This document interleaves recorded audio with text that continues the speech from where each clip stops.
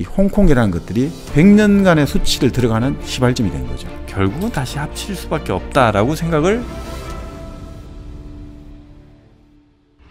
일생 동안 당신이 반드시 읽어야 될 100권의 책 일당백 시즌2 27번째 책 헨리 키신저의 중국 이야기 2부가 시작됐습니다. 1부에서는 헨리 키신저에 대한 이야기, 뭐 국제관계, 뭐 접근법 등등 해서 여러 가지 얘기가 좀 있었는데요. 이제는 책 속으로 한번 본격적으로 빠져들어 보겠습니다. 네, 그 책이 사실 상당히 분량이 됩니다. 한 685페이지. 그래요? 네. 분량이 상당한데. 뭐 그렇다고 뭐 이게 아주 딱딱한 이론을 전개하고 이런 책은 아니고, 그러니까 이 중국 역사를 쭉 한번 개관해 보면서 특히 이제 아편 전쟁 이후에 어떤 중국이 걸어왔던 길들 이런 걸 리뷰해 보면서 이제 마오쩌둥 1949년 10월 1일 중화인민공화국이 이제 건국된 거죠.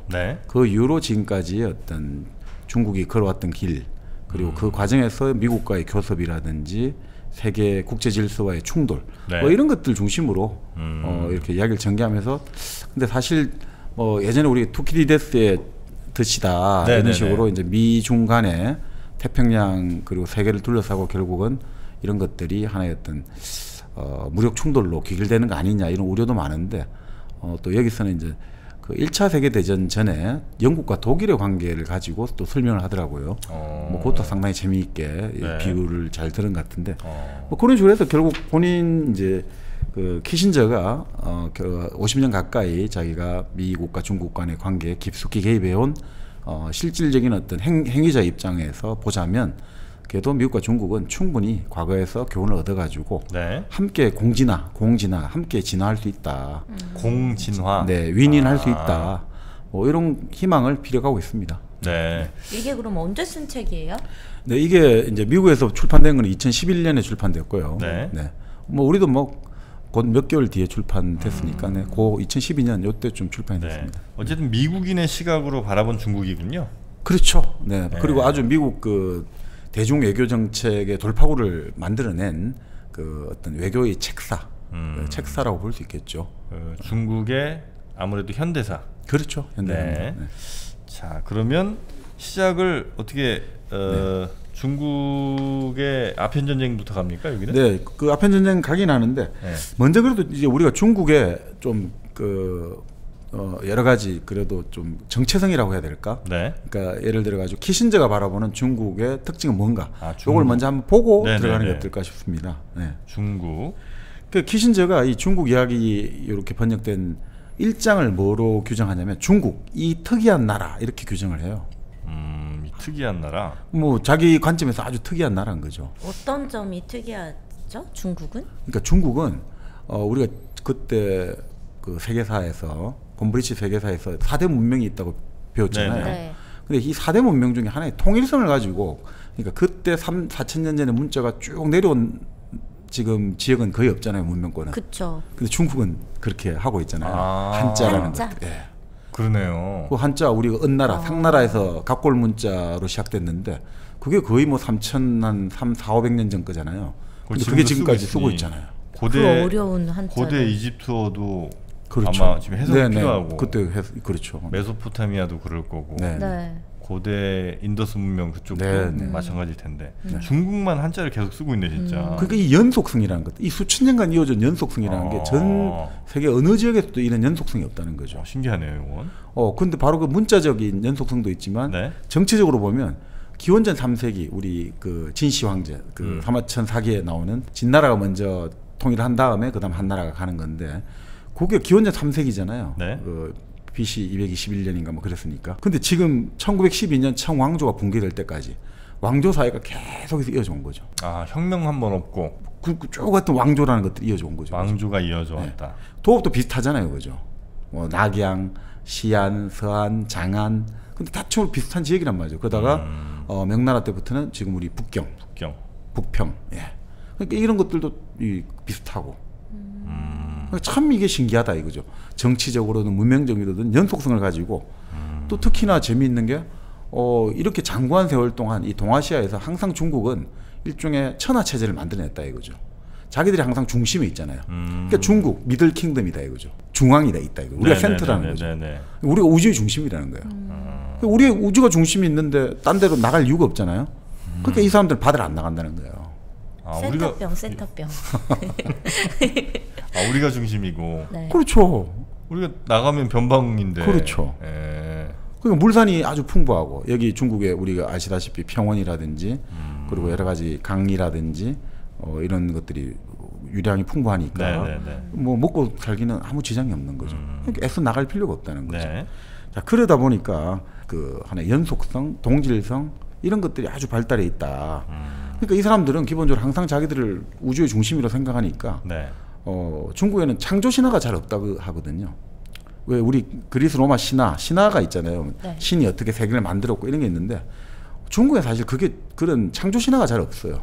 그래요? 어떻게 생각해요, 중국 사람? 그러니까 본래 그냥 우리가 살고 있었다 이런 식이에요. 우주의 중심. 네. 귀엽다.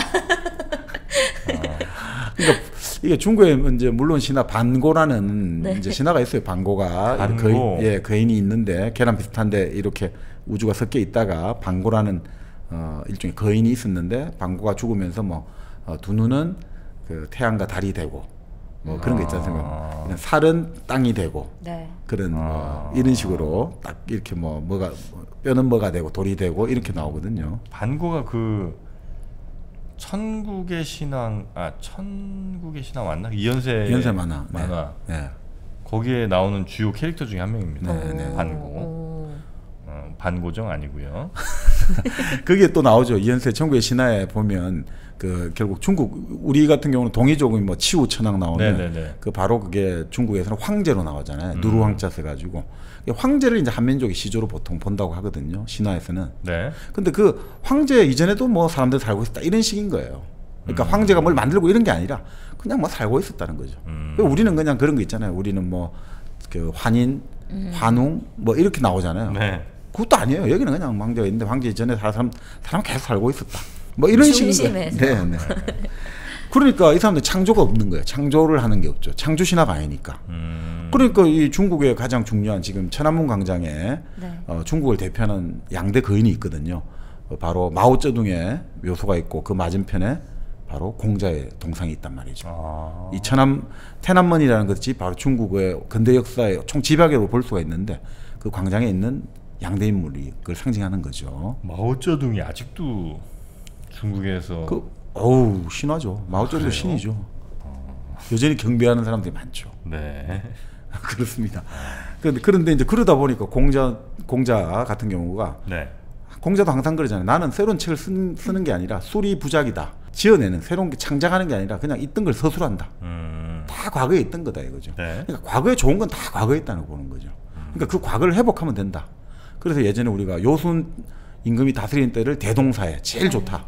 지금 마오쩌둥이 가장 원했던 사회 대동사회 원월드 빈부 귀천 이런 차별 없는 모두가 하나 되는 평등사회 그런 것들을 이제 중국 개념으로 치면 대동이고 원월드죠. 그 다음에 하은주 사회를 소강이라고 그러죠.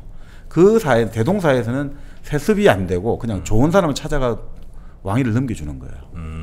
그런데 이제 하은주가 되면서는 이제 세습을 하게 되니까 조금 떨어지는 거죠. 하나라 은나라 주나라. 그렇죠. 그 사회가 지금 시진핑 입장에서는 우리가 이제 소강 사회 정도는 됐다라고 선언하는 거죠. 지금 먹고 살만 하지 않느냐 이렇게 되는 거죠. 자, 그렇게 이제 하는데 항상 그러니까 새로운 창조는 없다. 우리는 항상 과거로 돌아가면 우리 모든 것은 해답은 과거에 있다. 온고지신. 바로 그렇습니다. 법고창신 뭐 이런 식의 이야기하는데 하여튼 뭐 이런 느낌을 계속 가지고 있고 그러다 보니까 정치적으로도 이 사람들은 뭐 갈라졌다 합쳐졌다 이런 것들이 당연하게 보는 거예요. 갈라지고 합쳐지고 이런 것들을. 예를 들면 유럽 같은 데서는 진짜 어느 한쪽이 이겨서 완전히 한쪽을 다 뭐 몰아내기도 하고 정복하기도 하고 하는데 그게 아니라 어쨌든 중심은 중국이고 그렇죠. 순환되는 거죠. 잠시 뭐 분열됐다가도 다시 하나가 되는 거고 어차피 우리는 하나의 중국이니까. 그렇죠. 그러니까 바로 나간중의 삼국지 보면 첫 대목이 이렇게 나온다고 하죠. 분구필합, 합구필분. 흩어져 있는 게 오래되면 결국은 뭉치게 되고 통일하게 되고 또 통일된 상태가 오래 가면 또 나눠지고 분열되고. 분열된다. 이게 이제 결국은 중국의 딱 정체성을 내는 삼국지의 첫 구절이 이게 핵심 아닌가. 그래서 삼국지잖아요.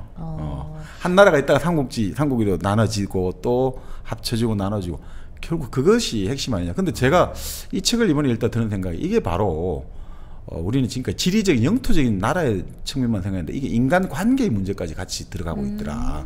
결국은 나눠지고 분열되다 보면 또 합쳐지려는 이제 관계가 회복하려는 게 있고 또 관계가 기본적으로 계속 되다 보면 또 결국은 또 변화를 줘야 되는 것도 있고. 도구관계가 그렇죠. 그렇죠. 약간 그런 느낌이 또 들더라고요. 근데 그건 중국뿐만이 아니고 그냥 모든 나라에 사람들에게 다 그렇죠. 그러니까 이제 좀 그래서 보편적인 느낌을 이런 것들이 있지 않나 이런 생각이 중국 사람들 생각에 지금 뭐 대만이니 홍콩이니 해도 다 자기네 거라고 생각하겠네요. 잠시 떨어져 있지만 네. 결국 다시 합칠 수밖에 없다라고 생각을 분명히 하겠네요. 그래서 사실 긴 역사로 보면 대만의 같은 경우는 지금 대만의 집권당은 민진당인데 네. 이제 야당이 됐지만 국민당. 네. 대만의 국민당이나 중국의 공산당은 같아요. 목표는 하나의 중국이에요. 우린 절대로 대만 독립은 동의하지 않아요. 둘 다가. 근데 대만의 민진당은 대만 독립을 추진하는 거죠. 그러니까 그건 중국 공산당은 절대 자시할 수 없는 거죠. 네. 그러니까 우린 같은 거예요. 우리는 그러니까 대만의 장개석 그 바로 이제 중국에서 쫓겨나서 대만에서 이제 결국 죽었잖아요. 네. 그 장개석 총통의 동상은 지금도 딱 중국 본토를 바라보면서 돼 있잖아요. 중국 본토를 바라보고 있는. 언젠간 내가 돌아간다. 그렇죠. 그렇게 돼 있죠. 네. 그만큼 이제 우리는 그러니까 이 둘이 간에 묘한 게 있단 말이죠. 1949년 10월 1일 이제 중화인민공화국이 딱 천안문에서 이제 국가 창설 행사를 하지 않습니까? 이거 되기 전에는 그럼 뭐였어요? 중화인민공화국이 있기 전에는 뭐였어요? 내전이 일어났죠. 계속 싸움을 하고 있는 거죠. 또 시작이 됩니다. 아니 시작 안 할게. 그러니까 싸움을 한 거죠. 네, 계속 싸움을 하다가 결국은 중국 대륙의 최종 승자가 중국 공산당이 된 거죠. 네. 알겠어요. 끝났어요? 네. 왜 이렇게 일찍 끝나? 이것도 얘기하면 또 3시간은 될 것 같아서. 근데 그때 10월 1일 날 네. 이제 천안문 광장에서 이제 퍼레이드 할 거 아닙니까? 이제 완전 다 모아놓고 중국 네. 그 공산당의 모든 핵심 인사와 그리고 모든 사람들을 모아놓고 딱 행사할 때 이 당시 타이베이에서 그 대만에서 그 이제 대만 그 당시 이제 타이완이죠. 중화민국 공군사령관이 폭격하겠다고 결재를 내려달라는 거예요. 장개석 총통에게. 언제적 얘기예요? 1949년 10월 1일. 지금 폭격하면 되지 않느냐고. 지금 해버리면 저놈들 다 싹쓸이 해버린다. 중국. 네. 해주셔야죠. 빨리 폭격 명령 내려주십시오. 우리의 능력으로는 그냥 싹쓸이 할 수 있습니다. 네. 근데 장개석이 절대 그걸 허락 안 해준 거죠. 왜요? 우리는 그렇게 하는 거 아니라고. 그렇게 우리는 싸움하는 게 아니라고. 우리는 그렇게 싸움하는 게 아니라고. 야비한 싸움은 하지 않겠어요? 묘한 게 그리고 그 마오도 위험하다고 옆에서 말릴 거잖아요. 네. 이렇게 근데 우리가 지금 아직 대공망도 없고 대공방위망도 없는데 이렇게 노출 다 돼버릴 때 이런 혹시나 이런 공격이 오면 우리 어떡하니까 마오도 웃기는 소리 하지 마 이런 거야. 안 건드릴. 장개석과 우리는 서로 그런 정도는 아니야. 우리는 기본 서로의 싸움의 룰이 있는 거야. 딱 그런 식으로. 실제 아무 일이 없었고 또 재미있는 게 그 중국의 그 대만의 섬이에요. 대만 섬이 예를 들어 금문도라고 나중에 이제 중국 명칭 나오겠습니다만 그 대만 영토거든요 지금도. 네. 그러니까 대만 자유중국 영토인데 그 섬은 있잖아요. 중국의 본토 있죠. 그 본토 샤먼이라고 샤먼항하고 3km밖에 안 떨어져 있어요. 중국 본토 3km밖에 안 떨어져 있어요. 네. 근데 대만 섬하고는 160km 떨어져 있어요. 160km. 대만 영토예요? 네, 대만 영토. 그러니까 50년대 계속해서 포격을 막 계속 때리는 거예요. 누가? 중국에서. 네. 그러면 우리 생각에는 이제 상륙작전하고 막 칼격을 갔잖아요. 그렇게 절대 안 해요. 않아요. 그거는 이제 정치적으로 정치 전투를 하는 거거든요. 싸움을 하고 또 홀수날은 때리고 짝수날은 안 때리고 시그널을 준단 말이죠. 그러니까 홀수날은 숨어 있고 짝수날은 쉬어 마음대로 활동해. 그러면 왜 이제 나중에 그러니까 그 중국 해군도 우리가 점령하겠습니다. 3km밖에 안 된다. 아무리 배가 시원찮아도 그냥 인해 전술로 가다 보면 뭐 어떻게든 점령됩니다. 이러니까 딱 한마디 했다잖아요. 중국 그 지도부가. 그렇게 돼버리면 우리가 국민당하고 사이가 너무 멀어지잖아. 지금은 3km밖에 안 떨어져 있지만 만약 이 섬을 우리가 차지해버리면 160km가 떨어지잖아. 우리는 너무 많이 떨어져도 안 돼. 그러니까 이게 좀 웃긴단 말이에요. 이 사람들은 생각하는 게. 그러니까 이 섬이 타이완에 소속될 때는 우리가 타이완 사이는 3km밖에 안 떨어져 있지만 이 섬을 우리가 점령해버리면 타이완과 우리 사이는 160km가 떨어져. 그러면 안 되는 거야. 이게 뭐 밑에 군인들은 가면 어떻게 하는 말이야 이렇게 되겠는데. 근데 공격은 하라고 그래. 그렇죠.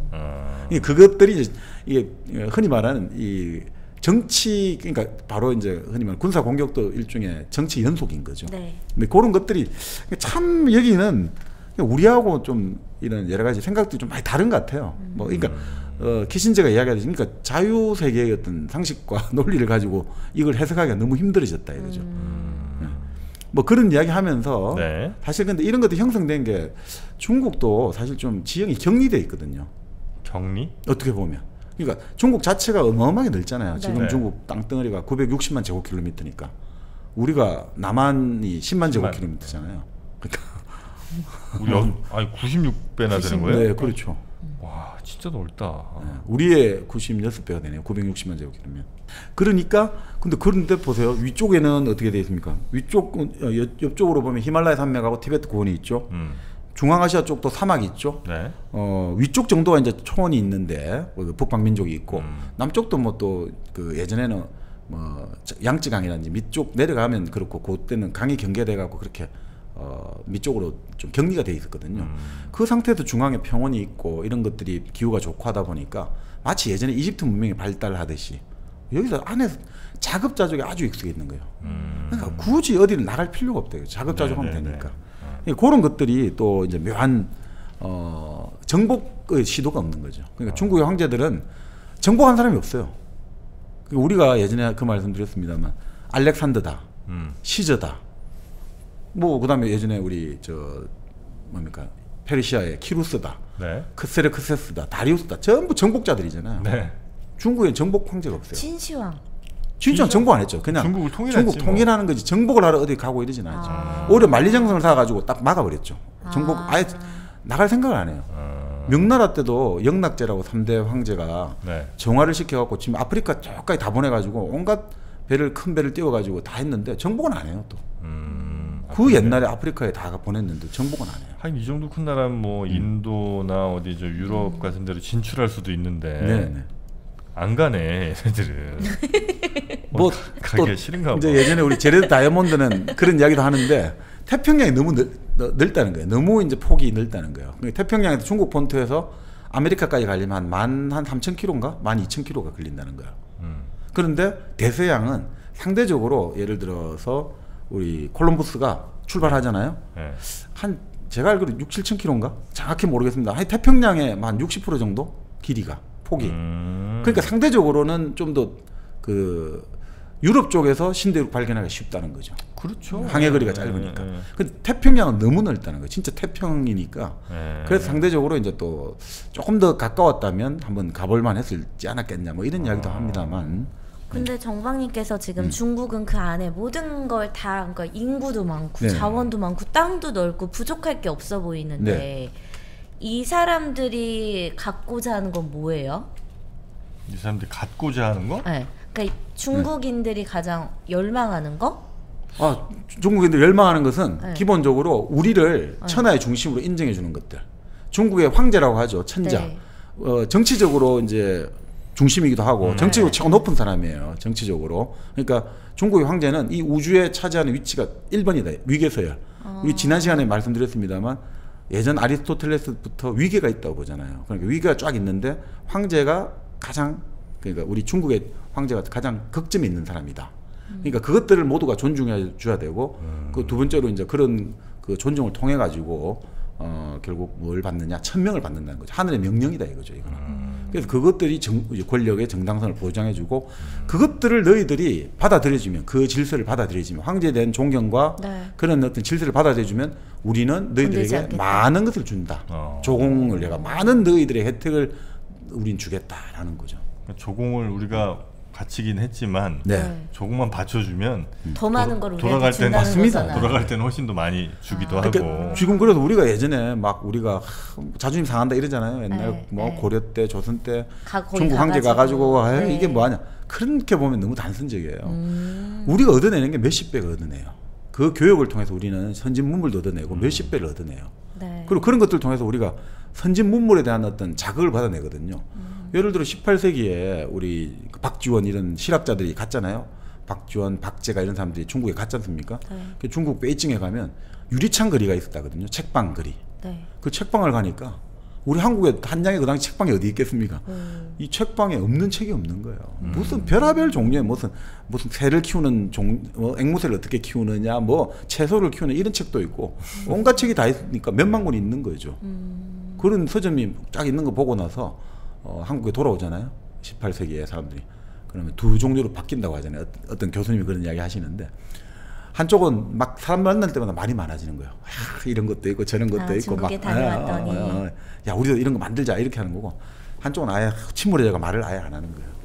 좌절. 너무 좌절과 그다음에 너무 압도돼 가지고 이게 뭐 좀 그러니까 도저히 따라갈 수 없으니 그런 정도로 정말 우리가 지난 칸트 시간에 그걸 판단력을 좀 못한 막 갑자기 이게 압도되는 느낌이 있죠. 이럴 때 갑자기 압도될 때 사람이 막 인식에 혼란이 오고 막 이게 뭐지? 이런 느낌들이 있지 않습니까? 그러니까 근데 그걸 통해서 결국 새로운 걸 만들어내니까 그러니까 중국이야말로 사실은 선진 문물의 뭐 어떻든 간에 그런 문물을 받아들이고 서로 교류하고 이런 것들의 하나의 어떤 그 우리에게 중요한 공급원이 됐던 건 사실이니까. 네.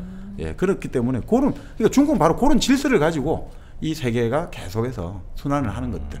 중국은 여전히 변하지 않는 세계 중심으로. 네. 이런 것들이 어떻게 보면 중국의 지금까지 내려왔던 국가적인 전략 목표가 아닌가 이런 생각이 듭니다. 근데 그게 이제 역전이 됐으니 얼마나 중국도 그쵸 괴로울까. 왜냐면 이제 중국에서 한국에 있는 무슨 저 BTS도 보고 또 커피 1kg 커피 같은 거 보고 나면 얼마나 좌절하겠습니까?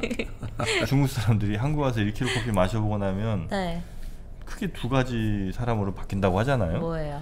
어떤 사람은 우리가 진짜 이 커피를 그동안 완전 잘못 알고 있었구나. 이 차 문화가 완전 이제 좌절을 한다는 거예요. 네. 또 한쪽은 이제 난 1kg 커피 마시고 왔다니 막 동네방네 자랑. 소문을 내고. 네. 그래서 이제 1kg 커피가 중국에서도 이제 많은 14억 인구의 사랑을 받을 날이 멀지 않았다는 것을 우리가 이제 느낄 수가 있습니다. 그들이 다 도매로 가져가기 전에 우리가 빨리 챙깁시다. 여러분이 빨리 드셔야 됩니다. 어쩌면 이제는 전 세계 1kg 커피를 다 그냥 그 사람들이 가져갈 수가 있어요. 늦기 전에 주문하셔야 됩니다. 1kg. 네. 아니 근데 진짜 그 느끼는 게 저 예전에 그러니까 공항에 가면은 면세점에서 너무 놀란 게 그 중국 분들이 막 캐리어에다가 화장품 정말 싹쓸이해가지고 다 그 매대 막 텅텅 비어 있고 다 가져가시잖아요.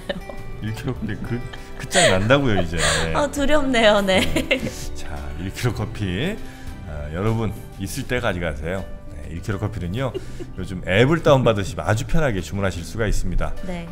구글 플레이 스토어 혹은 애플 앱 스토어에서 1kg 커피 검색하시면 바로 여러분의 스마트폰에 1kg 커피 커피숍이 들어갑니다. 자, 많이 앱 다운 받아주시고요. 자, 그러면 중국의 특징. 네, 그래서 특히 또 이제 대여 관계에서 아까 지금 말씀하신 거하고 연장 이제 되는 건데, 그러니까 유럽 같은 경우는 막 갈라져 있잖아요. 그 유럽이 얼마나 많이 쪼개져 있습니까? 예전에 한번 말씀해 주셨듯이 시간 지나면서 유럽 지도가 막 변하는 게 너무 재밌다고 하셨잖아요. 그만큼 그러니까 그 말은 역설적으로 어떤 한 나라가 한 민족이 완전히 주도권을 가지고 유럽을 전체를 내 의사를 관찰하는 권력을 가진다든지, 뭐 유럽 교회도 많이 교파가 쪼개져 있잖아요. 한 어떤 뭔가가 다 권위를 다 가진다. 이게 잘 없단 말이죠. 그렇기 때문에 유럽은 서로 각각의 자주 주권 개념이 나왔다는 거죠. 자, 뭐 한 명이 강력한 한 명이 나와가지고 모든 게 안 되니까 우리 서로 다 동등하다.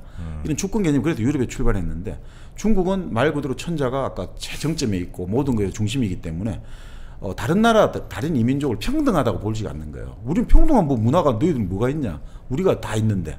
그러니까 너희들은 이민족이다. 자기 빼고 다 이민족인 거죠. 오랑캐들이다 이거죠. 평등한 개념이 없이 딱 어떤 기본적으로 중국을 중심으로 해서 어떻게 보면 거리적으로 멀어질수록 야만족이다 이거죠. 그러니까 우리는 좀 더 약간 무명에 가깝고 일본은 완전히 이제 야만이고 뭐 그렇게 볼 수 있는 거죠. 그러니까 그런 개념으로 출발해가지고 그렇게 오면 우리가 화평하게 살 수 있다는 거죠. 그러니까 사실은 중국의 이런 것들은 요즘 다민족 다문화 공존하는 게 아주 중요한 문제잖아요. 이럴 때 중국이 지금까지 누려왔던 그 영위해왔던 이런 동아시아 천하 체제 이런 게 상당한 시사를 준다는 거죠. 어떻든 큰 싸움 없이 하나의 중심이 있고 그 어떤 질서 유지하는 식으로 살아왔다는 거죠. 공존이라는 것들이 말로는 어떻든 우리가 뭐 4대 관계다 하지만 실질적으로 자율권을 충분히 우리 국가의 자율성을 우리 조선왕이 한 번도 중국에 간 적 없어요. 조선 국왕한테 가가지고 이렇게 안 한단 말이에요. 솔직히 먹을 법도 한데 우리나라를 중국이 예전에 먹을 게 뭐 있니 우리나라? 그러니까 굳이 만약에 욕심을 내자면 근데 조선을 정벌을 하다가 실패하는 경우가 결국은 있었죠 참. 네, 중국 역사 뭐 수나라도 그랬었고. 수나라, 당나라도 그렇고 예전에 이제 처음 성공했던 게 한나라가 한 무제가 커지니까 고조선을 침입을 해가 결국 근데 그것도 엄청난 애를 많이 먹어요.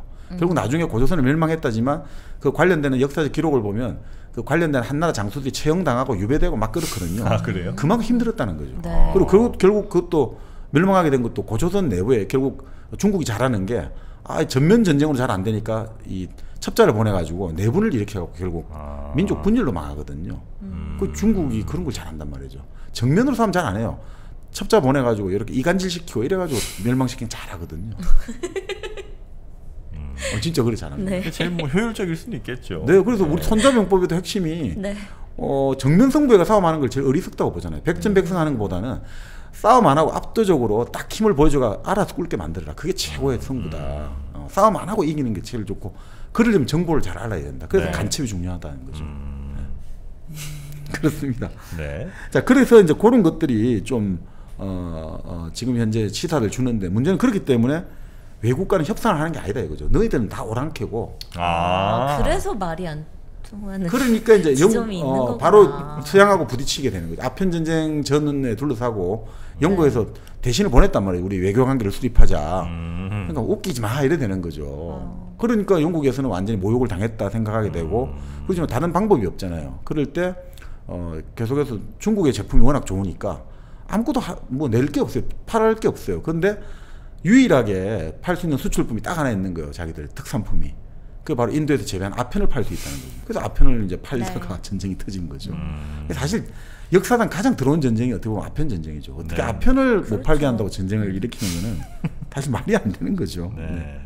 그렇게 이제 아편 전쟁이 일어난 거죠. 네.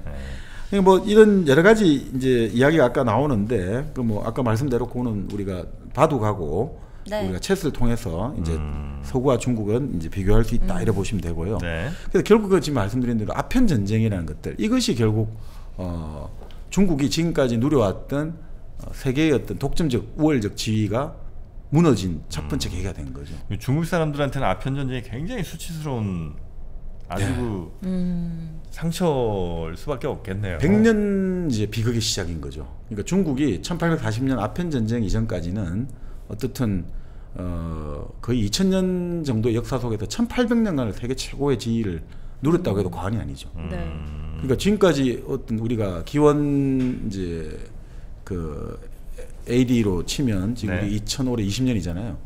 그러니까 한 1800년간을 사실 중국이 거의 우월한 지위를 누리고 있다가 바로 이제 공식적으로 물론 뭐 18세기부터 이제 그 영국의 산업혁명이 나오면서 유럽이 조금 이제 거의 약간 이제 순위가 역전됐다고 하는데 그럼에도 불구하고 전체 GDP가 바로 아편 전쟁이 일어나기 전까지 중국이 30%를 차지했다고 보거든요. 전 세계. 전 세계. 지금 미국이 전 세계 제일 잘한 데도 17%예요. 진짜 어마어마했네요. 그러니까 중국이 예를 들어 어마어마했는데 그러니까 완전히 자기들은 태평성대 우리는 아무것도 끓일 거 없다 했는데 정말 자기들이 생각했던 빨강머리 오랑캐들 영국 사람들 빨강머리 오랑캐를 불렀거든요. 빨강머리가 있었나 봐요. 빨강머리 오랑캐에서 완전히 이제 패퇴하게 되니까 이 완전히 엄청난 충격이 시작된 거죠.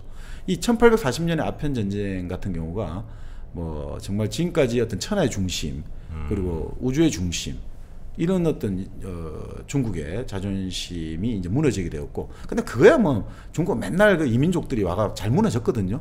그것만 갖고는 뭐 별 상관이 없는데, 근데 중국은 항상 자신감이 뭐냐면 이민족들 들어와라 이거지. 그리고 우리 무너뜨려. 근데 이 많은 사람 다스리려면 결국 우리 중국식 제도를 채택해야 돼.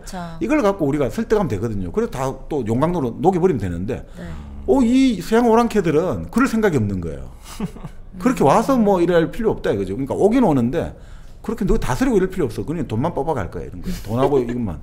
그러니까 이게 너무 황당한 거죠. 다른 거죠. 그러니까 이런 것들이 참 이게 또 특이하게 된 이 경험들이 된 거죠. 그 와중에서 이제 그러면 어떤 식으로 이제 이걸 헤쳐 나갈 것이냐.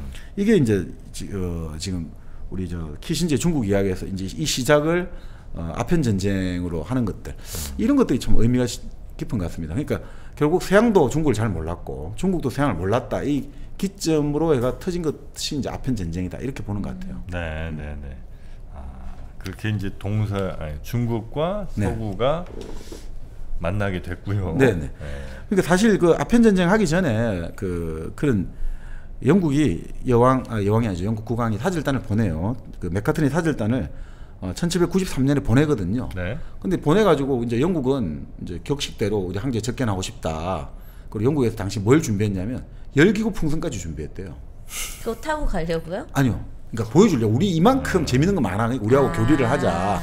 그래서 그 베이징 시에 거기서 열기구 풍선 올려가지고 사절단이 타고 사람들한테 손 흔들어주고 네. 이런 세리머니를 계획했는데 이제 결국 실현은 못했지만, 그러니까 뭔가 좀 교류하자고 그렇게 좋은 걸 많이 들고 왔는데 관심을 안 가지는 거예요, 이쪽 사람들이. 근데 중국은 왜 그렇게 그 서양식 그런 교류에 거부감을 가지는 거예요? 아니, 다 갖고 있으니까. 이제 자기네가? 네. 저 서양에서는 열기구 없었잖아. 만들면 된다고 생각하면 되니까. 배울 게 없는 거예요. 서양에서는 중국의 뭐 차라든지 뭐 도자기 하여튼 갖고 싶은 게 너무 그렇죠. 많고 이거 수입을 하면 근데 계속해서 우리는 돈을 그쪽에 계속 일방적으로 줘야 되니까 네. 우리도 뭔가를 팔아야 될 거 아니에요. 네.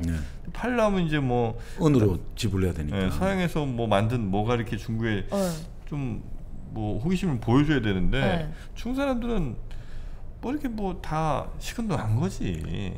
그래? 서양식 물건 보면 신기하지 않았을까? 그때 당시 이렇게 뭐 쌈박한 게 없었나 보죠. 그렇죠. 네. 별로 그러니까 아무런 관심을 안 가져요. 무슨 부엉이 시계 이런 것도 했다는데 별로 관심이 없고 뭐 다 우리 만들면 되는데 별로 관심이 없는 거예요. 그 상태에서 이제 또 여기 재미있는 게 이쪽은 우리 중국 예법을 따라야 된다 이거죠.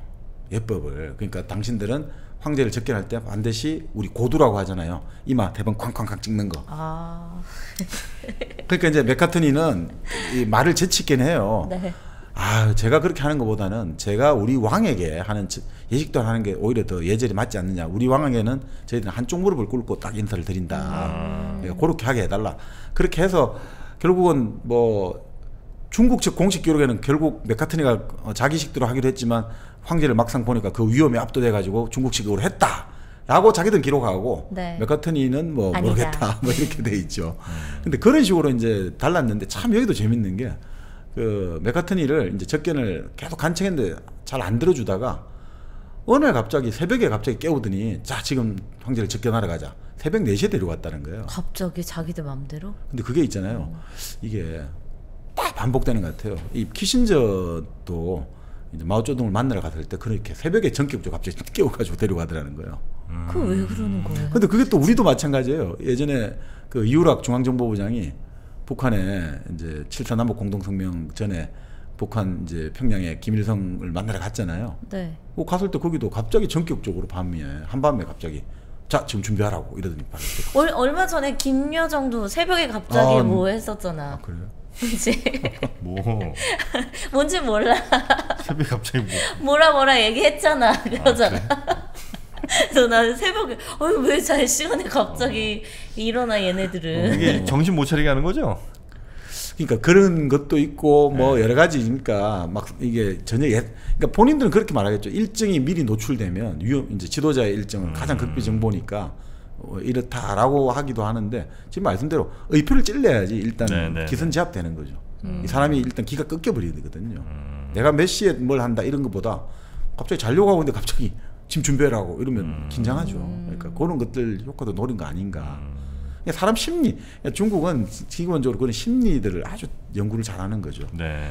자, 결국 뭐 그렇게 계속해서 이제 영국이 한번 물러났는데 그동안에 또 나폴레옹이 등장했잖아요. 그러니까 나폴레옹하고 싸움한다고 그동안 소홀히 하다가 이제 나폴레옹 정리하고 나서 영국이 다시 이제 중국을 파고 들어가야겠다. 그래 들어갔는데 뭐 아편 중국 당시 총나라 정부에서 제정신이 박힌 정부에서 어떻게 아편을 인정하겠습니까? 근데 여기는 팔 게 아편밖에 없어요. 그러니까 계속해서 뭘 하는데, 그러니까 이 참 당시 영국의 파머스턴 외무부 장관이 이 아편을 이제 영국 청나라에서 이제 편지를 보낼 거 아닙니까? 아편을 못 팔게 건절하게 해달라 이러니까 말이 이래요. 아편이 당신 나라 법상 밀수품임을 인정하지만 그렇지만 당신들이 그렇게 금지하고 있지만 관리들이 부패해가지고 방조하고 있지 않느냐. 그래서 실효성이 없지 않느냐. 그러니까 우리의 법적 원칙에서 보면 실효성이 없는 것이니 아편을 팔아도 법률적으로 유효하지 않겠냐라는 식으로 말도 안 되는 개변을 하는 거죠. 그러니까 자기들도 이게 말이 안 되잖아요. 그래서 결국 뭐 계속 이걸 거부하니까 그러면 이제 우리는 한 수 가르쳐 주겠다 해서 이제 전쟁을 일으키자. 근데 영국은 전쟁을 일으키면 의회에서 투표를 해야 되지 않습니까? 네. 그러니까 당시 영국의 자유주의 정치가 글래드스톤 같은 경우는 우리의 깃발이 이런 아편을 팔기 위해서 한다는 만큼 수치스러운 건 없다. 그렇죠. 네. 그렇게 했는데 뭐 7표인가 9표 차이로 결국은 아편 전쟁 결의안이 통과돼 버려요. 네. 그래서 이제 함대가 출발하는 거죠. 그럼 함대가 출발했는데 자 어떻게 되느냐? 여기 나중에 일본도 끼지 않았어요? 이 아니 아편 전쟁은 이제 일본에 안 끼죠. 아 그래요? 네. 1840년. 아편 전쟁이 일본이 왜 껴? 일본 안 꼈었어? 일본이 이제 당시 그 나가사키 앞에 네. 그 하지만가 해가지고 하지만가 대지만가 정확히 모르겠습니다. 거기에 네덜란드 사람들하고만 딱 그 교역할 수 있는 것만 독점적으로 열어주는 거예요. 네덜란드만. 그러니까 포르투갈이나 이런 쪽은 나도 자꾸 선교한다 이러는데 네덜란드는 신교고 아이고 우리는 뭐 돈 버는 거 좋아한다. 그러니까 다른 관심 없으니까 네덜란드 쪽하고만 교류를 한 거죠. 자, 근데 이제 그렇게 하니까 이제 전쟁이 개시되는데 처음에는 청나라가 아이고 야 너희들이 그 먼 데서 배를 타고 와봤자 뭐 뭘 제대로 변변히 하겠냐. 그리고 뭐 와서 뭐 너희들 포 사와봤자 우리도 뭐 대포 있겠다. 붙어볼만하다 했는데 문제는 어떻게 됐냐. 강은 이제 거슬러 올라가야 되잖아요. 이제 저 위쪽으로 올라가려면. 네. 근데 이 사람들이 이제 그때 배가 바로 전기 엔진이 있잖아요. 전기 엔진이니까 쫙 올라가거든요, 강을. 깜짝 놀란 거죠. 거기에다가 이 포가 회전 장치가 있어가지고 포가 사방팔방으로 돌아가면서 막 포탄을 날리는 거예요. 본래 이제 청나라 포탄은 고정돼 갖고 한 방향밖에 못 쏘는데, 그러니까 완전히 상대가 안 된 거예요. 사정거리라든지 공략의 파괴력. 그래서 전쟁 결과가 어떻게 됐냐면 청나라가 2만 명 사상자고 영국은 520명의 피해. 그러니까 이건 뭐 게임이 안 되네. 이제 게임이 안 되는 거죠. 그러니까 이제는 더 이상 이 근대라는 것들 이제 한포 외교의 시작인 거죠. 너희들 문 안 열어? 좋아. 그럼 우리 배가지고 와서 막 너희들 다 쏴 죽일 거야. 문 열어. 네, 알겠습니다. 이게 시작된 거예요. 이제 이때 그 황제궁까지 들어갔던가요? 영국? 아니요.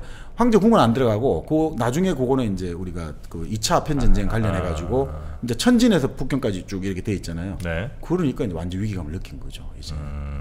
근데 이제 이래 되니까 이제는 뭐 답이 안 나오는 거죠. 그래서 본래 그 임칙스란 사람이 이 아편을 해결하기 위해서 아주 강직한 관리거든요. 그래서 임칙스란 사람이 이제 그 바로 부임을 했다가 네. 광동 그 순무였나요? 하여튼 부임을 했다가 결국 임칙스는 이 전쟁을 일으키겠으니까 너는 이제 퇴진을 해라. 그래서 이제 이쪽에서 귀양 비슷하게 유배 비슷하게 좀 불명예스럽게 좀 쫓겨났고. 그러니까 중국 입장에서 사실은 아편 같은 거 단속을 굉장히 잘하던 아주 강직한 관리인데 영국이 이렇게 쳐들어온 바람에 이 훌륭한 충신을 이제 잘라버리는 거죠. 그렇죠. 네. 근데 문제는 이 재밌는 게 이 사람이야말로 그러면 가장 어떻게 보면 서양 세력하고 붙은 사람이잖아요. 전면전을 한번 해보자 이런 사람이었는데 이 사람은 정말 연구를 열심히 했어요. 진짜 이런 사람들이 애국 애족자죠. 어떻게 하냐면 이 사람은 자기 이제 동료인 위원이라는 사람에게 정말 서양을 연구해야 된다. 자기도 연구하지만 그래서 위원이라는 사람이 해국도지라는 책을 써요. 이 서양 각 나라의 역사와 지금 국력이 어떻다. 이 해국도지에 전 세계 정보가 다 들어있는 거예요. 그 책을 이제 1850년 1년인가 2년에 만들어냈고 그 책이 나중에 우리나라에 들어가 우리나라 개화파의 바이블이 되는 거예요. 그 책이 우리나라에 들어가 우리나라 개화파가 이 책을 읽고 이제 세계에 대한 인식을 넓히게 되는 거예요. 근데 이때 보면 전쟁은 영국하고 했잖아요. 근데 임칙스하고 이 사람이 연구를 잘 해보니까 그렇지만 향후에 우리의 관점으로 볼 때 우리의 적은 육지에 있느냐 이제 바다에 있느냐. 그래서 육방론과 해방론이라고 나눠요. 육지를 방어해야 된다. 바다를 방어해야 된다. 육방론과 해방론 나뉘는데 임칙스가 딱 뭐냐면 우리의 주적은 러시아다. 딱 이렇게 러시아? 러시아다. 갑자기 러시아는 왜 나와요? 러시아는 기본적으로 영투제 가심이 있다. 그러니까 러시아가 사실은 유일하게 서구 나라들 중에 그 17세기부터 그 일종의 대사관 같은 거죠. 외교 공간 같은 교회를 베이징이 운영하는 나라가 러시아였어요. 왜냐하면 러시아가 이제 계속 시베리아로 넓혀오다가 우리 청나라 때 네르친스크 조약을 맺잖아요. 러시아는 힘이 잡고 있으니까 좀 봐준 거예요. 그래서 이 러시아가 계속해서 그 베이징에 유일하게 일종의 외교 공간을 만들고 있었으니까 그런데 결국 지금 이 세계 상황 돌아가는 거 보니까 결국 중국의 가장 큰 주적은 육지를 막아야 된다. 우리가 지금 영국하고 전쟁했지만 영국 쪽이 아니라 러시아를 막아야 된다. 요렇게 러시아는 영토에 야심이 있다. 네. 그 결론 내리고 이제 쭉 그런 전략을 이제 쫙 펼쳐내는 거죠. 그러니까 진짜 이런 사람들이 그거죠. 아무리 나라에서 나를 내쳐더라도 나는 연구를 하는 거예요. 국가 전략을 어떻게 짜야 될 것인가. 그래서 이런 이제 뭐 동료 위원하고 이런 정말 이런 사람들이 이 네. 와중에 또 참 이제 어떤 국가 전략을 어떻게 내세울 거냐 하면서 이 수준이 아주 높다고 키신저가 극찬을 해요. 자, 이렇게 이제 극찬을 하는데 이런 대목이 나와요. 우리가 지금 물질적으로 나약하다. 그러면 이제 야만적인 나라의 공격에 어떻게 우리는 대처해야 되느냐. 첫 번째는 그들 나라의 우호적이지 못한 나라를 자극해가 부추겨갖고 공격을 시킨다. 그러니까 영국이 있으면 영국하고 사이 안 좋은 프랑스, 독일 부추겨갖고 이의제의 전법이죠. 전통적인. 네네. 그 공격을 시킨다. 아니면 또 다른 방법은 뭐냐. 그들의 우월한 재주를 배워서 우리가 통제를 해야 된다. 네. 또 야만과 화평 맺는 것도 여러 가지 방법이 있는데 하나는 이제 여러 교육기구 여러 나라가 들어와서 장사할 수 있도록 허락해 주는 것. 하나만 들어와 있으면 독점해버리면 그쵸. 얘네들이 자꾸 힘을 생기려니까 여러 나라 붙여가지고 서로 참 이게 중국식 또? 서로 싸움 또 네. 이의제인 거예요. 네. 붙여갖고 하면 한 놈이 다 우리를 먹지는 못할 거다라는 방식이고 또 하나는 참 재밌어요. 아편 전쟁이 아무리 불평등 조약이지만 그 조약을 지지해가지고 그나마 이 조약 체계를 유지해 나가자. 참 그러니까 이런 말을 해요. 아무리 굴욕적인 조약이라도 붙들고 있어야지 그나마 군사적으로 우세한 적에게 더 많은 양보를 막을 수 있다. 더 뺏기지 않고. 그렇죠. 그러니까 이게 우리가 사실 그러니까 여러 가지 조약을 보면서 자꾸 우리의 역사를 참 형편없다 이렇게 하는데 그거 아니거든요. 제가 그 우리 국사에도 이제 일본하고 우리가 이제 강화도 네. 굴욕적이다 여러 가지 맞습니다. 굴욕적이고 근데 그 조약 내에서도 그 당시 참가했던 그 관원들이 어마어마하게 실력을 발휘해요. 네. 정말 그 실력이 뭐죠? 와중에도 진짜 논리와 상식을 가지고 붙어가지고 이론적으로 안 밀리기 때문에 그 정도에서 계속해서 나아가거든요. 그러니까 사실 막 우리 조상들이 너무나 막 19세기 아무것도 모르고 그런 게 아니고 다 연구를 많이 했어요. 연구도 많이 하고 했는데 그 사람들이 이제 정치적으로 발탁돼가 주류가 못 돼가지고 결국 그 일종의 어떤 그 정말 갈고 닦은 온축을 써먹지 못해서 그렇지 사실 그 공부는 많이 했던 거거든요. 이 청나라도 지금 이런 식으로 이 키신저가 그런 이야기죠. 아, 이 중국 외교의 어떤 분석 능력이라는 게 정말 뛰어나다는 거죠. 이 빈약한 정보를 가지고 이 추론을 해내고 이 대책을 찾아내는 것은 이것은 근본적으로 이 중국이 이의제의라는 것들 이것들이 일종의 근대식으로 보면 아까 말한 현실주의 정책에서 세력 균형을 인식을 딱 하고 있더라. 네네. 그래서 아주 뛰어나다 이런 이야기를 하는 거죠. 그러면서 이제 결론은 서양의 기술을 일단 배워야 된다거든요. 네. 이게 완전히 또 일종의 코페르니쿠스적 전환이거든요. 서양의 기술을 배워야 한다는 것이 왜냐하면 중국이잖아요. 네. 우리가 세계 최고인데 배운다는 것은 의미가 없다고 보거든요. 그런데 이제 배워야 된다로 이제 방향을 틀어야 된다니까 반발이 엄청나게 심하게 나오는 거죠. 그러니까 그게 그런 것 같습니다. 우리가 세계 중심이라고 생각했는데 지금 갑자기 서양 오랑캐를 배워야 된다니까 그걸 못 받아들이는 거예요. 나보다 뛰어난 걸 인정해야 되는 그러니까요. 거니까. 우리 같은 경우도 예전에 정 안 될 때는 나중에 좀 타협이 나오는 게 동도석이잖아요. 우리는 동국이라고 그러잖아요. 우리 동쪽 나라니까. 동양의 도는 우리 거들 하고 서양의 기술. 그 기술 같은 거 수단은 이제 서양 거를 하자. 그 일본 같은 경우는 화혼양제라고 하죠. 자기들은 그러니까 화라는 것들은 호는 자기들 일본 거고 서양의 제주는 서양 거를 이제 그 기술 재료 이런 것들 배워 쓴다 이런 거 하는 거. 중국은 이제 그거를 중체서용이라고 하죠. 본체는 딱 중앙에 있고 그 이제 약간의 그거를 이제 일종의 쓰는 기술 같은 거는 이제 서양 거를 좀 쓰자. 중체서용. 서용. 네. 본체는 중국이고 네. 그 용. 좀 쓰는 것들은 이제 아마 좀 서양 걸 쓰자. 다들 자존심 엄청 세네. 결국은 그냥 배우는 건데 어떻게 해서든지. 동도석이. 뭐 하나 내 거 하나 가져가려고. 그렇죠. 아니 그렇게 해야지 우리가 이게 사람이 이게 우리가 갑자기 막 자기가 살아온 집안이 무너지면 안 되잖아요. 뭐 이해합니다. 네. 근데 사실 참 근데 바로 이런 임칙서 같은 그 사람이 우리나라도 있습니다. 이 조상이. 누구요? 바로 우리나라 실제 그 사건도 있고요. 연안 박지원의 손자 박규수. 박규수가 바로 이런 사건의 주인공이에요.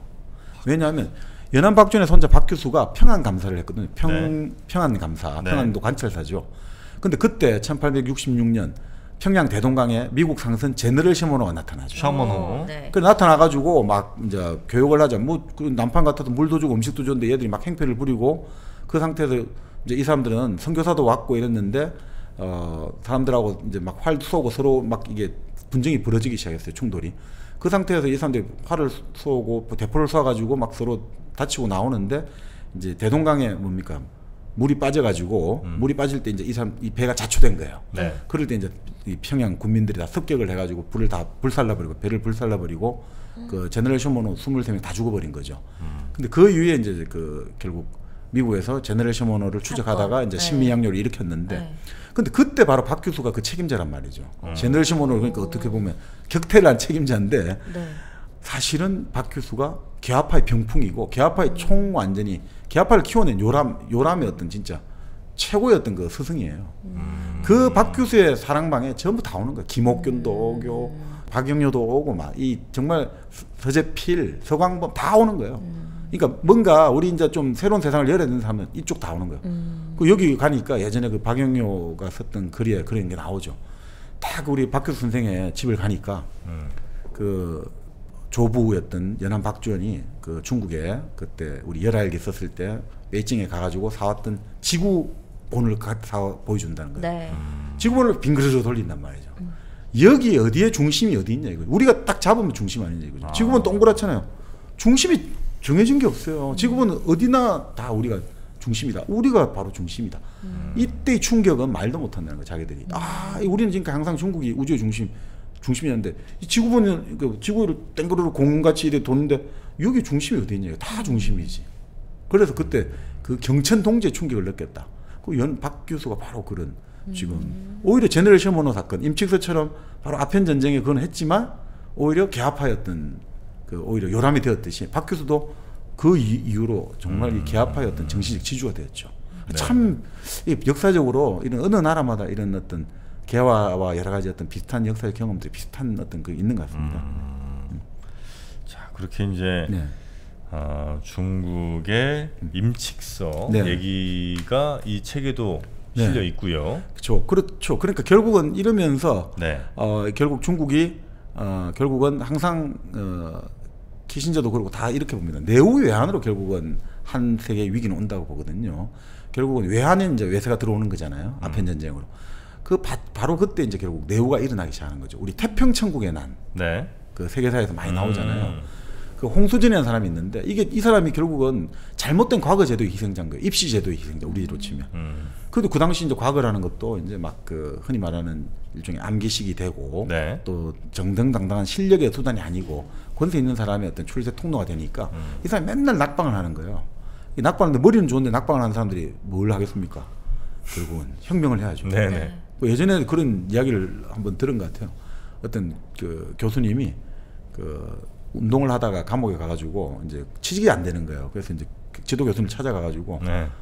교수님 진짜 취직도 안 되고 좀 어떻게 취직 자리 좀 알아봐 주십시오 하니까 그 교수님이 갑자기 동창회 명부를 꺼내더니 회사 사장들 이런 몇 명이 전화를 거는 거예요. 네. 전화를 걸면서 지금 이런 친구가 있는데 취직 좀 이렇게 좀 부탁한다고 이러니까 거기서 아니 그러면 해드려야죠. 근데 뭐 무슨 뭐 문제가 있습니까? 그러니까 그 운동을 하다가 전과가 2범이다 뭐 3범이다 이러니까 그러면 저희들은 좀 그런데요 이러니까 그 교수님이 딱 한마디 하는 거예요.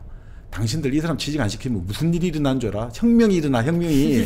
당신들 다 공장이 문 닫고 회사가 문 닫게 돼 빨리 취직을 시켜주라고. 그래야지 당신들이 잘 먹고 살아. 진짜 이 바로 홍수전이 그렇게 내가 머리가 좋은데 이 사회가 나를 안 받아줘. 네. 그러니까 어떻게 되겠습니까? 그때 마침 성경을 읽어보니까 이게 너무 좋은 거예요. 인간은 평등하고. 그래서 본인을 열심히 기도를 하다가 내가 계시를 받은 거죠. 나는 하나님의 아들이다. 나도 하나님의 아들이고 예수와 형제다. 뭐 이런 이제 계시를 받아가지고 이제 태평천국을 선포하기 시작하는 거죠. 그렇게 보면 우리 정박님이 이 일당백을 통해서 세상 사람들과 소통하고 인정받는 것은 대단히 좋은 일입니다. 안 그랬으면 혁명이 일어날 뻔했어요. 이렇게 똑똑하신 분이 이 현명하신 분이 세상이 안 받아줘서 봐요. 네, 세상이 다행입니다. 아이고 참. 그래가지고 이제 이 태평천국의 난이 일어나는데 그게 한 14년을 끌어요. 1850년에서 1864년까지. 그러니까 중앙 정부가 완전히 이제 힘을 좀 잃었군요. 네, 그러니까 이게 관리가 안 될 정도. 네, 이게 결국은 중국이 이제 우리가 강건 체제라고 강의, 옹정, 건융 거의 한 100여 년간 정말 막 태평성대였거든요. 근데 그게 이제 결국은 19세기에 접어들면서 그 아까 말씀드린 대로 이게 청나라가 처음에는 엄청나게 그 인구가 얼마 안 되잖아요. 네. 청나라 그 만주족이 한 30만도 안 되는데 그 중국 그 당시 한 3, 4억을 다스리려고 하니까 이때 진짜 그 당시 만주족들한테 그 황제들이 그 기상을 잃으면 안 되잖아요. 말을 타야 되고 막 그런 거 하는데 결국 우리가 예전에 뭐 역사에 배웠지만 항상 늑대로 있다가 결국은 도시화가 들어가면 우리가 그 양이 돼버리잖아요. 그러니까 그렇듯이 결국 내가 지금 이제 뭐 기득권층이 되어가지고 내가 잘 먹고 잘 사는데 뭐 그렇게 도덕적인 어떤 긴장이라든지 이런 것들이 느슨해지잖아요. 네. 그러면서 이제 그 중앙에서 이제 관료가 들어가서 통제를 해야 되는데 그게 잘 안 되기 시작해요. 그러니까 흔히 말하는 신사층이 그때 그 중국의 이제 지방에 요즘 말하는 토호 세력이 본격적으로 그걸 장악하게 되거든요. 신사층. 그 우리가 신사라고 하잖아요. 네. 그 신사다 이런 말 하잖아요. 우리는 막 옷 잘 입고 이런 사람들 신사라고 하는데 본래 신사는 뭐냐면 여기 중국 여기서 나왔는데 이 신자라는 게 실사변에 실사 비슷하게 실사는 아니고 요거 하나 쓰고 그냥 우리 신자 쓰는데 그게 결국 뭐냐면 그 신이란 게 관리를 뜻해요. 관리. 그리고 사라는 것은 학위를 뜻해요. 학위. 우리 학사, 석사, 박사 할 때 사자 쓰잖아요. 네네네. 신사라는 게 뭐냐면 예전에는 과거만 채워가지고 벼슬을 하잖아요. 근데 신사는 뭐냐면 그 당시 이제 명나라, 청나라가 되면서 이제는 어느 정도 학교만 졸업하면 벼슬을 할 수 있게 시골에서 벼슬을 정도 할 수 있게 해줬거든요. 이 사람들이 재판에도 안 받지 면책특권도 있고 세금도 안 내고 이러니까 이제 그 지방 관리가 되면서 완전히 지방 토호가 돼가지고 이제 이런 것들이 중앙에 간섭 안 받으면서 이제 이런 것들 우리가 흔히 말하는 그쪽도 가림주가 심해지는 거죠. 그러면서 이제 중국 사회가 그 혼란스러울 때 바로 말 그대로 이제 태평천국이 완전 15년간 중국 전역을 휩쓰는 거예요. 중국 전역을 휩쓰니까 이때 이제 어떻게 했습니까? 이 사람들이 처음에는 서양 사람들이 좋아했거든요. 태평천국이니까 기독교와 비슷하다고. 근데 이게 아닌 거죠. 이렇게 가다 보면 이게 우리한테도 손해가 간다. 이렇게 해가지고 이제는 중국 청나라의 중앙군대는 아예 엄두도 못 내요. 진압할 엄두를 못 내고 아까 말한 신사층에서 군대를 모아요. 의용군을 모으는 거죠. 돈도 많고 하니까 그 군대하고 이제 그 영국의 군대들이 일종의 용병들이 모아가지고 그 태평천국 군대들하고 싸움을 하는 거죠. 그리고 그때 이제 등장한 사람이 누구냐면 바로 우리 이홍장이라고 하죠. 리리홍장. 우리 역사에도 아주 중요한 역할을 하는 사람. 네네. 그 이홍장이 그때 이제 그 승리를 바탕으로 딱 등장한 다음에 이 사람이 결국 향후 1860년대부터 94년까지 30년간 중국을 대표하는 간판 스타가 되는 거예요. 리홍장이 이때 이제 등장하게 되는 거죠. 리홍장 그 나오잖아요. 황비용에. 황비용. 아닐 수도 있습니다. 나왔던 것 같긴 한데. 그러니까 황비용 같은 경우는 이제 우리가 누굽니까? 예전에 그 영화 뭐였죠? 영화도 있는데 의화단의 난 같은 경우가 네. 범법을 익힌 사람들이 난을 일으킨 거죠. 그래서 서양적인 건 다 부숴버리자. 1900년. 그 의화단이 이제 외국에서 뭐라 부르냐? 복수라 불렀거든요. 복서. 복싱 선수 복서. 네. 그걸 불렀는데 무술한 사람들이 그때 우리 무술 잘하니까 근데 아무리 무술을 잘해도 총알 앞에서는 그렇죠. 그러니까 그때는 막 근데 태평천국에 난 일으킬 때 이런 거예요. 우리 이제 부적을 붙이면 우리가 먹으면 총알도 우리를 피해간다. 안 피해가는 거죠. 총알이 우리를 피해.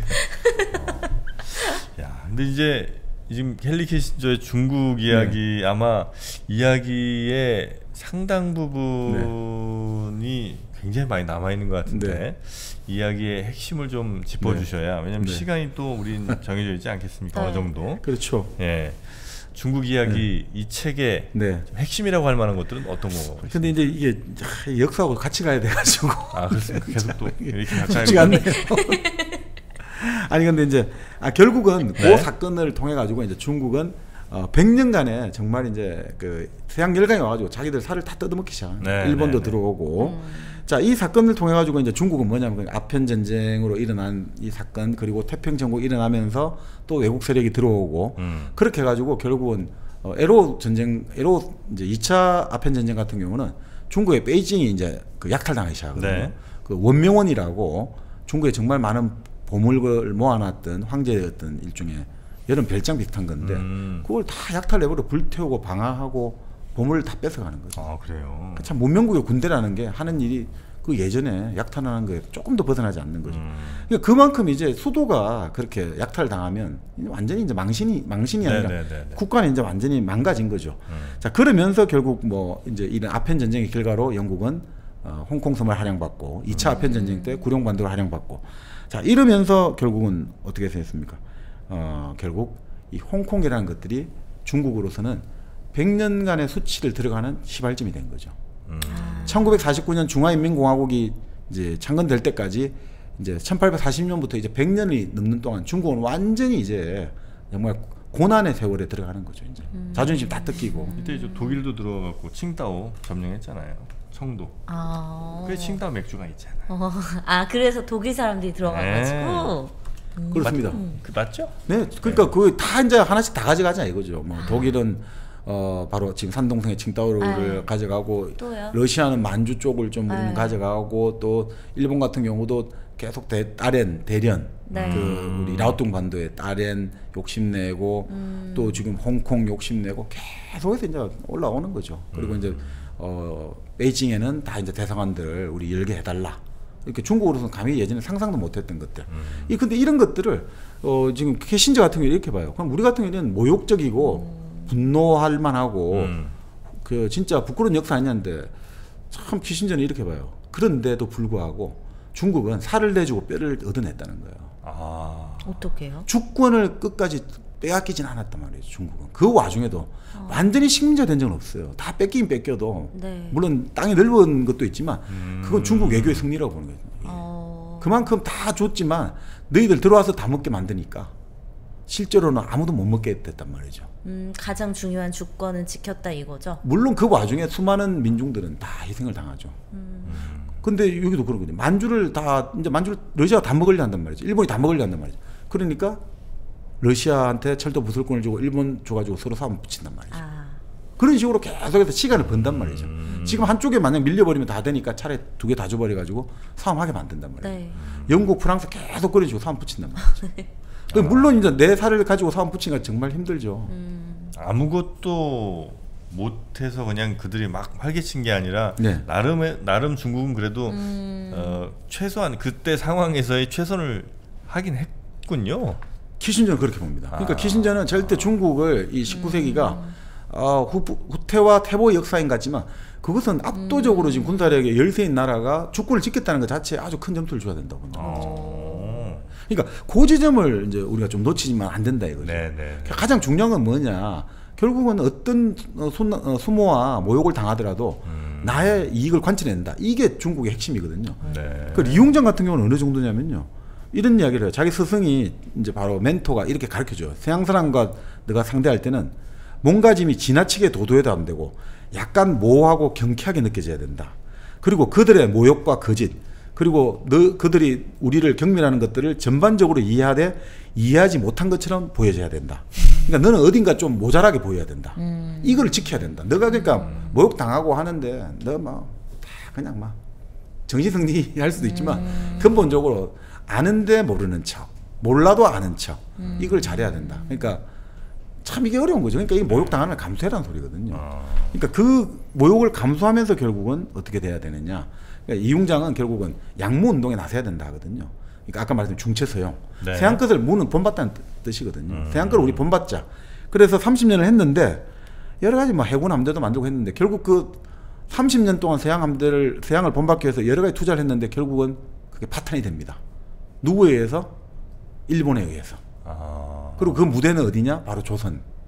청일전쟁. 1894년 청일전쟁에서 완전히 이제 리용장의 양무, 청나라가 서양에 빼앗기고 나서 30년간의 한 세대를 투자한 거잖아요. 전함도 만들고 포도 만들고 서양 유학도 시키고 했는데 일본하고 딱 붙었는데 딱 개전 몇 시간 만에 박살이 나버린 거예요. 몇 시간 만에 박살이 나요. 그랬어요? 청일전쟁? 청일전쟁 딱 벌어지는데 물론 일본의 특기 선전포고 안 하고 그냥 막 때려요. 참 이게 야비한 건데 근데 일본이 항상 보여주는 게 그래요. 선전포고를 절대 안 해요. 여기도 그렇고 노일 전쟁도 그렇고 태평양 전쟁도 그렇고 선전포고를 안 해요. 그냥 일단 치고 빠진다 이건데 그 청나라고 해가지고 이때 너무나 큰 충격을 받은 거죠. 완전히 자기들보다 한 수 아래고 한 수도 뭡니까? 몇 수 아래로 봤던 일본한테 서양한테 지는 거는 막 그냥 오랑캐니까 그런 이야기 하잖아요. 아, 오랑캐 놈들은 싸움밖에 몰라. 네. 몸집도 크고 눈도 퍼렇고 싸움밖에 모르니까 저건 짐승들이니까 우리 질 수 있는데 일본은 비슷하잖아요. 몸집도 그쵸. 오히려 작잖아요. 웬 나라로 부르는데. 그런데 얘들한테 지니까 이 충격이 어마어마했던 거예요. 근데 사실 진 이유가 여러 가지가 있는데 그 배를 만들었는데 이 배 만들고 이런 와중에 하도 뇌물을 많이 받아먹고 부정부패를 저질러가지고 배 대포가 잘 작동도 안 하고. 그다음에 또 그 배 서양식 함대를 만들어야 되는데 당시 실권자가 서태후. 우리 마지막 황제 나오는 서태후. 그 서태후가 자기 그 사치한다고 그 해군 들어갈 돈을 다 또 자기 사치에 쓰고. 그러니까 뭐 이게 되겠습니까? 그러니까 그 대신 일본 같은 경우는 뭐 준비를 자기들이 그 메이지 유신 이후로 엄청나게 준비를 했고 그 준비한 결과가 이제 여기서 완전히 승리로 이어졌고 일본이 중국을 대표하면서 이제는 완전히 조선을 이제 우리 먹을 수 있다는 자신감을 가지게 된 거죠. 근데 사실 뭐 전쟁의 성패는 이미 처음에 결론이 났다고도 하죠. 그 나중에 노일 전쟁에 일본의 함대 그 사령관이 도고 제독이라는 사람이 있는데 청나라 함대가 일본 하면 이제 기항을 하러 오잖아요. 서로 이제 친선 방문하러 오는데 청나라 그 해군 병사들이 그 뭡니까 마스트 이런 줄 같은 데다가 빨래를 걸어 놓고 있더라는 거예요. 아, 이 부대는 이게 군기가 이미 갔구나. 그리고 제일 또 문제가 이게 결국은 청나라 부대가 결국 이게 결국 파벌로 망했거든요. 청나라 해군이. 이 당시에 청나라 이제 파벌이 또 셌군요. 네, 청일 전쟁 때 이 지휘했던 제독이 정려창이라는 제독인데 이 사람은 아까 말한 리용장하고 같은 고향 사람이에요. 안희성 사람이거든요. 근데 이제 청나라가 해군을 만들 때 조선소는 우리가 말하는 복건성 있지 않습니까? 그 복건성에 말이 있으니까 이 복건벌들이 있는 거예요. 군벌들이. 그러니까 이 사람들 인정 안 하니까 이게 또 안 맞아요. 커뮤니케이션이. 그러니까 결국은 이렇게 해서 뭐 망하게 돼가지고 몇 시간 만에 하여튼 괴멸이 되고 결국 이 시모노세키로 이제 그 강화 조약을 맺으러 가는 거죠. 중국의 리용장이 아주 비참한 거죠. 지금까지 항상 중국에 와서 다 와야 되는데 자기들이 졌잖아요. 일본 시모노세키 가가지고 이제 그걸 맺으러 가야 되는 거죠. 강화 조약을 맺. 갔는데 바로 또 일본에 한 이상한 사람이 리용장을 테러를 해가 총을 쏘버린 거예요. 총이 그래서 이 눈을 스치고 지나가가지고 리용장이 총을 맞아버린 거예요. 강화 조약 맺으러 갔는데. 그러니까 이건 또 일본이 불리하게 됐죠. 난리가 났잖아요. 어떻게 이게 국제 질서가 국제법이 있는데. 그러니까 일본이 근데 그 예전에 한번 그 말씀드렸잖아요. 우리 그 일본 예전에 소설 이야기할 때. 일본이 요거 또 이 사건이 끝나기 한 10년 전인가 러시아 황태자가 일본을 방문했는데 그때 왜 일본 순사 한 명이 러시아 황제한테 칼을 휘둘러 가지고 러시아 황제가 중태를 입었다고 황태자가. 그러니까 리용장은 각오했다는 거죠. 내가 어차피 신나라의 어떤 군 대표로 갔으니까 내가 테러를 강할 걸 각오했다. 그렇지만 일본은 여기서 이제 완전히 이제 그 주도권을 좀 뺏기게 되죠. 그렇다고 하더라도 이제 여러 가지 반도를 한량하고 뭐 이렇게 했습니다만 결국 뭐 이렇게 하면서 이제 결국은 이제 청나라는 완전히 이제 세락의 길로 들어갔고 더 이상 이거는 이제 회복 불능 상태로 들어갔다라고 이제 보는 거죠. 자, 그 이후에 이제 결국은 뭐 의아단 사건이 일어나고 1차 세계대전이 일어나면서 결국 일본의 어떤 중국 침략이 가속화되었고 왜냐하면 다른 나라들이 다 나갔단 말이죠. 자, 러시아는 혁명이 일어나니까 혁명 수습해야 되죠. 또 1차 세계대전 때 영국, 프랑스 이런 나라들은 지금 정신 없잖아요. 저거 이제 타워메가 많이 죽었으니까 수습하고. 또 미국 같은 경우도 지금 뭐 1차 세계대전 이후에 미국은 뭐 전통적인 고립주의 전통이 있어 갖고 군사력을 그렇게 그 당시 투사해 가지고 이렇게 지금 중국에 들어가는 거는 원하진 않았거든요. 남은 나라가 딱 하나 있는 거죠. 일본.